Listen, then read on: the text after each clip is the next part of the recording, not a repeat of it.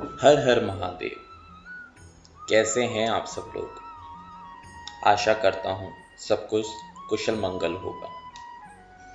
आज हम बात करेंगे 12 ज्योतिर्लिंगों की सेवा करने से कौन कौन से फल की प्राप्ति होती है, या ये कहें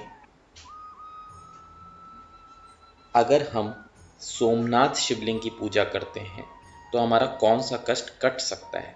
वैसे तो सारे कष्ट कट जाते हैं, लेकिन जो एक कहा जाता है ना कि सबसे ज़्यादा एक कोई कष्ट हो रखा हो, तब हमें कौन से ज्योतिर्लिंग की पूजा करनी चाहिए। आज हम आपको उसके बारे में बताएंगे। हम सबको पता है सर्वव्यापी भगवान शंकर के 12 ज्योतिर्लिंग स्वरूपी अवतारों का वर्णन पुराणों में मिलता है। जो भी उनका श्रवण करता है उसका हर प्रकार से मंगल होता है। 12 ज्योतिर्लिंगों के नाम हैं सौराष्ट्र में सोमनाथ, श्रीशैल पर मल्लिकार्जुन, उज्जैनी में महाकाल, ओमकार में ओमकारेश्वर, हिमालय पर केदार, डाकिनी में भीमशंकर, काशी में विश्वनाथ, गौतमी के तट पर त्र्यंबकेश्वर, चिंताभूमि में वैद्यनाथ, दारुक वन में नागेश्वर, सेतुबंध पर रामेश्वर और शिवालय में कुसुमेश्वर। परमात्मा शंभू के ये ही वे 12 अवतार हैं। इनके दर्शन और स्पर्श करने से मनुष्य को सब प्रकार का आनंद प्राप्त होता है, जिसमें पहला अवतार सोमनाथ का है। ये चंद्रमा के दुख का विनाश करने वाला है। इनका पूजन करने से क्षय और कुष्ठ आदि रोगों का नाश हो जाता है। ये सोमेश्वर नामक शिव अवतार सौराष्ट्र नामक पावन प्रदेश में लिंग रूप से स्थित है। पूर्व काल में चंद्रमा ने इनकी पूजा की थी। वहीं संपूर्ण पापों का विनाश करने वाला एक चंद्रकुंड है, जिसमें स्नान करने से बुद्धिमान मनुष्य संपूर्ण रोगों से मुक्त हो जाता है। परमात्मा शिव के सोमेश्वर नामक महालिंग का दर्शन करने से मनुष्य पाप से छूट जाता है और उसे भोग और मोक्ष सुलभ हो जाते हैं। अब बात करते हैं मल्लिकार्जुन नामक ज्योतिर्लिंग की। ये ज्योतिर्लिंग श्रीशैल पर्वत पर है। वो भक्तों को अभीष्ट फल प्रदान करने वाला है। भगवान शिव परम प्रसन्नता पूर्वक अपने निवास भूत कैलाश गिरी से लिंग रूप में श्रीशैल पर पधारे।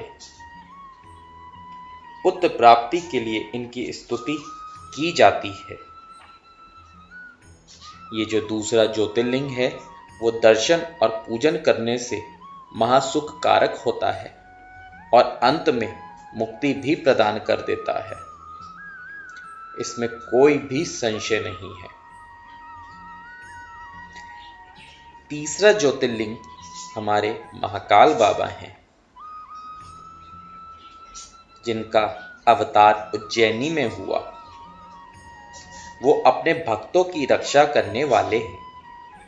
एक बार रत्नमाल निवासी दूषण नामक असुर, जो वैदिक धर्म का विनाशक, विप्रद्रोही तथा सब कुछ नष्ट करने वाला था, उज्जैनी में जा पहुंचा। तब वेद नामक ब्राह्मण के पुत्र ने शिवजी का ध्यान किया। फिर तो शंकर जी ने तुरंत ही प्रकट होकर ओंकार द्वारा उस असुर को भस्म कर दिया। तत्पश्चात अपने भक्तों का सर्वथा पालन करने वाले शिव देवताओं के प्रार्थना करने पर महाकाल नामक ज्योतिर्लिंग स्वरूप से वहीं प्रतिष्ठित हो गए। इन महाकाल लिंग का प्रत्यन पूर्वक दर्शन और पूजन करने से मनुष्य की सारी कामनाएं पूर्ण हो जाती हैं और अंत में उसे परम गति प्राप्त होती है। परम आत्म बल से संपन्न परमेश्वर शंभु ने भक्तों को अभीष्ट फल प्रदान करने वाला ओमकार नामक चौथा अवतार धारण किया। विंध्यगिरि में भक्ति पूर्वक विधि विधान से शिवजी का पार्थिव लिंग स्थापित किया गया है। उस लिंग से विंध्य का मनोरथ पूर्ण करने वाले महादेव प्रकट हुए। तब देवताओं के प्रार्थना करने पर भक्ति मुक्ति के प्रदाता भक्त वत्सल लिंग स्वरूपी शंकर वहां 2 रूपों में विभक्त हो गए। उनके एक भाग ओमकार में ओमकारेश्वर नामक उत्तम लिंग के रूप में प्रतिष्ठित हुआ और दूसरा पार्थिव लिंग परमेश्वर नाम से प्रसिद्ध हुआ। इन दोनों में जिस किसी का भी दर्शन पूजन किया जाए उसे भक्तों की अभिलाषा पूर्ण करने वाला समझना चाहिए। परमात्मा शिव के 5वें अवतार का नाम केदारेश है।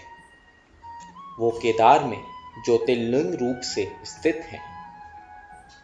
वहां श्री हरि के जो नर नारायण नामक अवतार हैं, उनके प्रार्थना करने पर शिवजी हिमगिरी के केदार शिखर पर स्थित हो गए। वे दोनों उस केदारेश्वर लिंग की नित्य पूजा करते हैं। वहां शंभु दर्शन और पूजन करने वाले भक्तों को अभिष्ट प्रदान करते हैं। सर्वेश्वर होते हुए भी शिव इस खंड के विशेष रूप से स्वामी हैं।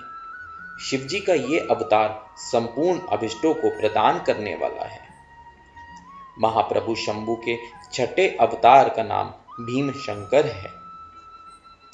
इस अवतार में उन्होंने बड़ी बड़ी लीलाएं की हैं और भीमासुर का विनाश किया है। कामरूप देश के अधिपति राजा सुदक्षिण शिवजी के भक्त थे। भीमासुर उन्हें पीड़ित कर रहा था। तब शंकर जी ने अपने भक्तों को दुख देने वाले उस अद्भुत असुर का वध करके उनकी रक्षा की।